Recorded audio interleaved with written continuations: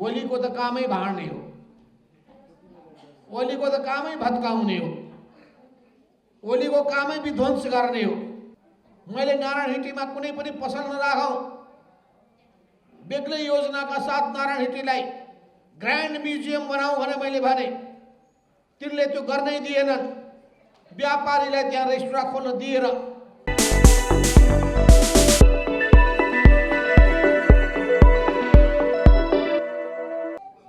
तयार गर्ने र कस्तो नेता, कस्तो जनप्रतिनिधि बनाउने, हाम्रो ध्यान ती कुरामा केन्द्रित छ। यो समाजको परिवर्तन कसरी गर्ने, अहिलेको समाज कस्तो छ, कस्तो समाज बनाउन चाहन्छौँ हामी, कसरी बनाउँछौँ हामी नयाँ समाज, यी सबै कुराहरूको निम्ति सबै कुराको यथार्थ जानकारी लिने, गहिरो अध्ययन गर्ने, अनुसन्धान र खोज गर्ने, विश्लेषण गर्ने, यी सबै आधारमा समस्याको जानकारी प्राप्त गर्ने, समस्याको कारणको खोजी गर्ने, समाधानको उपाय निकाल्ने, यी सबैको निम्ति हामीले राज्य सरकार कसरी चलाउने, कस्तो सरकार बनाउने, कस्तो समाज बनाउने र कस्तो पार्टी बनाउने, तीनटा कुरा, कस्तो समाज बनाउने, कस्तो पार्टी बनाउने, कस्तो सरकार बनाउने, यी तीनटा कुरामा हाम्रो ध्यान केन्द्रित रहनेछ। त्यो पार्टीको विचार, सिद्धान्त, नीति, विधि, परिपाटी, त्यसको व्यवस्था, पार्टी सञ्चालनको तरिका र पार्टी कार्यकर्ताको मापदण्ड, यी सबै कुराहरूमा हाम्रो ध्यान बहसमा केन्द्रित हुनेछ। यस अर्थमा हामी एकातर्फ पार्टी निर्माणको कुरा सोचिरहेका हुन्छौँ, तर त्यो पार्टीको उद्देश्य भनेको जनताको जीवनमा परिवर्तन गर्ने हो, समाजलाई परिवर्तन गर्ने हो र परिवर्तन गर्नका लागि पहिलो मान्छेको संस्कारमा, सोच र चिन्तनमा, बानी र बेहोरामा, संस्कार र संस्कृतिमा परिवर्तन गर्ने मेहनती मानिस, उद्यमशील मानिस, ईमानदार मानिस, सुसंस्कृत मानिस, अरूको सम्मान गर्ने, अरूको मर्यादाको रक्षा गर्ने, त्यस्तो मानिस हामी तयार गर्न चाहन्छौँ र जनतालाई घाँस बाँस कपास, शिक्षा स्वास्थ्य रोजगारी र सुरक्षाको प्रत्याभूति गर्ने, महिला हिंसा, बोक्सी जस्ता कुप्रथा, छुवाछुत जस्ता कुप्रथालाई समाप्त पार्दै गरिबी, अभाव र बेरोजगारीलाई, पछौटेपनलाई, शोषण, उत्पीडन, अन्याय, अत्याचारलाई, विभेदलाई समाप्त पार्ने उद्देश्यका साथ हामी अघि बढ्न चाहन्छौँ। हामी चाहन्छौँ हाम्रो देशको अर्थतन्त्रमा किसानको समस्यालाई हल गर्ने कुरालाई केन्द्रबिन्दुमा राखियोस्। किसानका जुन मलखातका समस्या हुन्, सिंचाई र आधुनिक बिजनका समस्या हुन्, चाहे आधुनिक खेती प्रणालीका समस्याहरू हुन्, उनको उत्पादक किसानका समस्याहरू हुन्, यी सबैलाई केन्द्रबिन्दुमा राखेर कृषिको आधुनिकीकरण, व्यवसायीकरण र यान्त्रिकीकरणलाई केन्द्रबिन्दुमा राख्न चाहन्छु। भौतिक पूर्वाधारको विकास गर्ने, मानव संसाधनको विकास गर्ने, पर्यटनको विकास गर्ने, जलविद्युतको विकास गर्ने, उद्योगको विकास गर्ने र तीन खम्बे अर्थनीति अवलम्बन गरेर अगाडि बढ्ने, यो सोचका साथ हामी अघि बढ्न चाहन्छौँ। हामी चाहन्छौँ प्रत्येक कुरामा पहिले गम्भीरताका साथ अध्ययन गर्ने काम होस्, अनुसन्धान गर्ने काम होस्, खोज गर्ने काम होस्, आधुनिक प्रविधिको प्रयोग गर्ने काम होस्। यी जम्मै कुरा नसोचेर काम गर्दाखेरि नोक्सानी हुन्छ। हिजो मात्रै प्रधानमन्त्रीको निवास बालुवाटारमा निजगढ विमानस्थल र काठमाडौँ विमानस्थलको बारेमा छलफल चल्यो। त्यो विमानस्थलसँग जोडिएको जग्गाको क्षतिपूर्तिका कुराहरू पनि उठे। नयाँ रनवे त्यहाँ बनाउन सकिन्छ कि सकिँदैन पनि छलफल चल्यो। सिंगल रनवेले हुन्छ कि डबल रनवे पनि बनाउन सकिन्छ भन्ने कुरा उठ्यो। त्यहाँ छलफल भइसकेपछि दोस्रो रनवेको त्यहाँ कुनै सम्भावना छैन। त्यसले सिङ्गो त्यो क्षेत्रकोमा बिजोग हुनेछ, जनताको बिजोग हुनेछ, खर्बौं रुपियाँ कहाँबाट ल्याउने। त्यति मात्रै होइन, काठमाडौँको वरिपरिका डाँडा काँडाले गर्दाखेरि सहज रूपमा विमानको अवतरण पनि हुन सक्दैन। त्यस हुनाले अर्को विमानस्थल निजगढमा बनाउनै पर्छ भन्ने कुरामा हामीले सहमति गर्यौं। कसैले पर्यावरणको समस्या पनि उठाउनु भयो, तर सँगसँगै जोड्नु भयो 55 मिनेटमा पुग्ने फास्ट ट्र्याक अझै जोड्नका लागि रेलवे, यो दुईटै पनि निर्माण गर्ने कुरामा पनि ध्यान दिइयोस्। र त्यसपछि हामी त्यो ठाउँको पनि निरीक्षण गर्न जाने कुरा हामी गरिरहेका छौँ। र छिटोभन्दा छिटो निजगढ विमानस्थलको शिलान्यास गरेर निर्माणको सुरुवात गर्नुपर्छ। 2066 सालमा जतिखेर म प्रधानमन्त्री थिएँ, फास्ट ट्र्याकको शिलान्यास त्यही बेलामा गरिएको थियो। निजगढ विमानस्थललाई बनाउने कुरामा नयाँ सङ्कल्प प्रस्तुत गरिएको थियो। तर केपी ओली प्रधानमन्त्री भइसकेपछि माधव नेपालले सुरु गरेको हुनाले त्यो दुईटै बन्नै दिन्न भनेछ। कति पूर्वाग्रही होला तिमी, बन्नै दिन्न भनेछ। मैले नारायणहिटीमा कुनै पनि पसल नराखौँ, बेग्लै योजनाका साथ नारायणहिटीलाई ग्रान्ड म्युजियम बनाऊ भने मैले भने, तिनले त्यो गर्नै दिएनन्। व्यापारीलाई त्यहाँ रेस्टुरेन्ट खोल्न दिएर भ्रष्टाचारलाई प्रोत्साहन दिने काम गरे। धन्यवाद छ हाम्रो पर्यटन मन्त्री, तपाईहरुको यही कोटेसनमा बसेर यसको गएछ कि ताप उहाँमा पनि, उहाँले तुरुन्तै रोक लगाइदिनु भएको छ।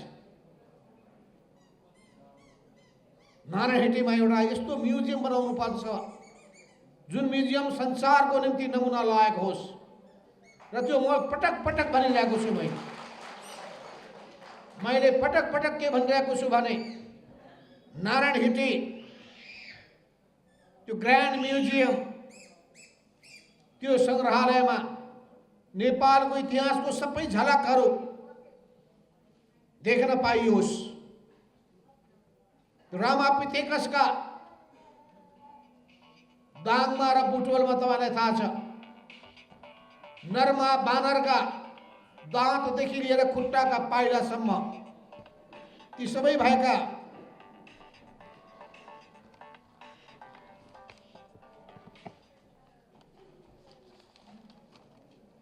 ती सबै चीजहरू नारायणहिटी म्युजियममा राख्नुपर्छ। त्यसपछि कसरी ऋषिले मुनिले नेपाल देशको नाम अगाडि बढाए, कसरी चीनबाट नेपालमा आएर चुभारको डाँडा काटेर काठमाडौँ उपत्यकाको पानी दक्षिणतिर बगाएर काठमाडौँलाई मान्छे बस्ने किसिमको बनाउन सके। ती सबै इतिहासको झलक त्यहाँ देखिनुपर्छ। 900 वर्षसम्म शासन गरेका गोपाल वंशका सबै राजाहरूको इतिहासको झलक, जनजीवनको झलक त्यहाँ देखिनुपर्छ। 600 वर्षको महिषपाल वंशको सम्पूर्ण इतिहासका ती पानाहरू त्यहाँ देखिनु पर्दछ। 400 वर्षको किराँत वंशको नेपालको इतिहासको झलक त्यहाँ देखिनुपर्छ। लिच्छवी वंशका, सेन वंशका, राणा वंशका, शाह वंशका ती जम्मै इतिहासका ती पानाहरू त्यहाँ देखिनुपर्छ। हाम्रा विद्यार्थीहरूले नेपालको इतिहासको अवलोकन त्यहाँ गरिसकेपछि अनुसन्धानकर्ताले त्यहाँ गएर हेरिसकेपछि नेपालको इतिहास पुरानो रहेछ, 4000 5000 वर्ष पुरानो रहेछ भनेर सबैले भन्ने अवस्था बनाउन चाहन्छु। त्यो ठाउँमा लगेर कहिले गणतन्त्र म्युजियम बनाइदिएको छ, कहिले रेस्टुराँ खोलिएको छ,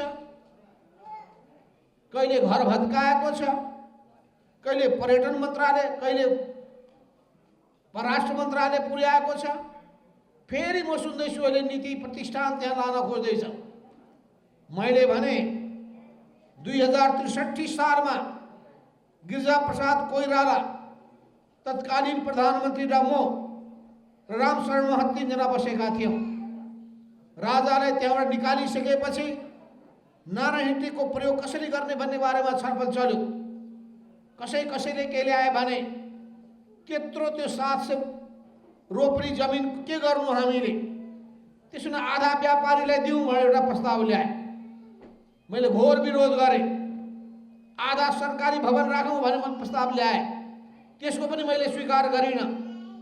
अनि गिरिजाप्रसाद कोइराला र मैले सहमति के गर्यौँ भने त्यहाँ कुनै सरकारी कार्यालय पनि नराख्ने, व्यापारिक प्रयोजनमा पनि नदिने, नितान्त म्युजियममा रूपान्तरण गर्ने र म्युजियममा रूपान्तरण गर्ने भन्ने कुरा गरिसकेपछि कसैले चासो राखेका थिएनन्।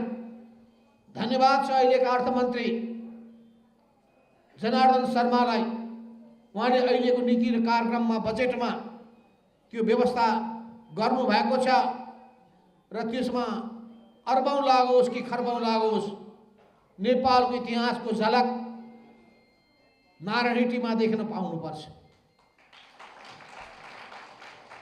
अर्को 500 रोपरी जमिनमा एउटा अर्को म्युजियम बनाउनुपर्छ, त्यसलाई गणतन्त्र म्युजियम भन्नुपर्छ। त्यो गणतन्त्र म्युजियममा लखन थापा मगरको इतिहासदेखि लिएर हाम्रो भोजपुरकी महिला योद्धा जसले शिक्षाको चेतना जागरण गर्नका लागि, पछि अन्यायका विरुद्धमा लड्नका लागि नदीमा सबैले हाम फालेर आफ्नो जीवन बलिदान गरेकी ती योद्धा, महिला योद्धा, त्यो बेलादेखिको इतिहासका सबै झलकहरू, आन्दोलन, क्रान्ति, यी सबैका इतिहासका झलकहरू देखिने गरी गणतन्त्रको आगमन, त्यसपछि संघीयताको घोषणा, संविधानको निर्माण, यो सबै झलक देखिने गरी गणतन्त्र म्युजियम बनाउनुपर्छ। जातीय संग्रहालय एउटा अर्को बनाउनुपर्छ। कीर्तिपुरमा, चम्पादेवीमा 126 वटा जात जातिका मानिसहरूको निम्ति छुट्टा छुट्टै घर, जन्मदेखि मृत्युसम्मका सबै सामाजिक जनजीवनको झलक। तपाईँ मलेसियामा जानुहोस्, तपाईँ चीनमा हेर्नुहोस्, विभिन्न देशले आफ्नो देशका जातिहरूको झलक एक ठाउँमा देखाउने गरेका छ। धार्मिक संग्रहालयको अर्को योजना मैले अगाडि सारे। पाथीभरादेखि लिएर बडी मालिकासम्म, स्वर्गद्वारीदेखि लिएर छत्राधामसम्म, पशुपतिनाथदेखि लिएर मुस्ताङको अनि जानकी मन्दिरदेखि लिएर लुम्बिनीसम्म यी जम्मै मन्दिरहरूका रेप्लिकाहरू, प्रतीकहरू एउटै ठाउँमा राख्नुपर्छ। हो यी सबै कुराहरूको निम्ति अहिले जुन हिसाबले यो सरकार अगाडि बढ्न खोजिरहेको छ, यो सरकारले देशको साँचो विकासको नयाँ सोच राखेर अगाडि बढेको छ। हो ती सबै सोचका पछाडि हामी छौँ। त्यस हुनाले हामी सृजनात्मक ढङ्गले सोच्दछौँ, रचनात्मक ढङ्गले सोच्दछौँ। देशको हितको लागि, जनताको कल्याणका लागि, समाजको परिवर्तनका लागि, देशको स्वाभिमानको रक्षाका लागि, देशको आफ्नोपनको पहिचानलाई कायम राख्नका लागि हामी अगाडि बढ्न चाहन्छौँ। त्यस हुनाले हामी अगाडि बढ्ने सन्दर्भमा हाम्रो सोच के छ भने विचार गरेर योजना तर्जुमा गर्ने, योजना बनाउँदाखेरि आउने 100 वर्षको कुरा पहिले नै सोच्ने, संसारका सबै अनुभवहरू ध्यानमा राख्ने र काम गुणस्तरीय हुन्छ कि हुँदैन भन्ने कुराको सुनिश्चितता गर्ने, मूल्य बढाइएको छ कि स्वाभाविक हो, रिजनेबल हो, त्यसलाई सुनिश्चित गर्ने, समयमा काम सम्पन्न हुन्छ कि हुँदैन भन्ने कुरालाई अनुगमन गर्ने, यी सबै गर्नका लागि हाम्रो प्रशासन छिटो छिटो हुनुपर्दछ। हामी मेहनती मानिस तयार गर्न चाहन्छौँ, उत्पादनशील जनशक्ति तयार गर्न चाहन्छौँ, लुट्ने प्रवृत्तिलाई अन्त्य गर्न चाहन्छौँ, मेहनत नगरिकन पैसा कमाउने प्रवृत्तिलाई समाप्त गर्न चाहन्छौँ। हामी सिपको विकास गर्न चाहन्छौँ, उद्यमशीलताको विकास गर्न चाहन्छौँ, प्राविधिक तालिम व्यापक रूपमा प्रचार गर्न चाहन्छौँ। यी सबै सन्दर्भमा एउटा सकारात्मक सोच लिएर हामी अगाडि बढ्ने भएको हुनाले म यहाँ पार्टीका सबै कार्यकर्ताहरूलाई, जनवर्गीय सङ्गठनका सबै कार्यकर्ता कमरेडा भन्न चाहन्छु, तपाईँ सृजनात्मक रूपमा सोच्नुहोस्, म होइन हामी भने चिन्तन विकास गरौँ। धनी सम्पन्न होइन, गरिब विपन्न र अन्यायमा परेका जनताको पीडालाई महसुस गरेर ती गरिबहरूसँग एकाकार हुँदै, जनतासँग एकाकार हुँदै यो समाजलाई सुन्दर बनाउनका लागि, यो समाजलाई समृद्ध बनाउनका लागि, यो समाजलाई सुसंस्कृत बनाउनका लागि आफ्नो ठाउँबाट महत्त्वपूर्ण भूमिका निर्वाह गर्नुहोस् भन्ने आह्वान समेत गर्दै म आफ्नो भनाइ यही टुङ्ग्याउँछु। धन्यवाद। लाल सलाम।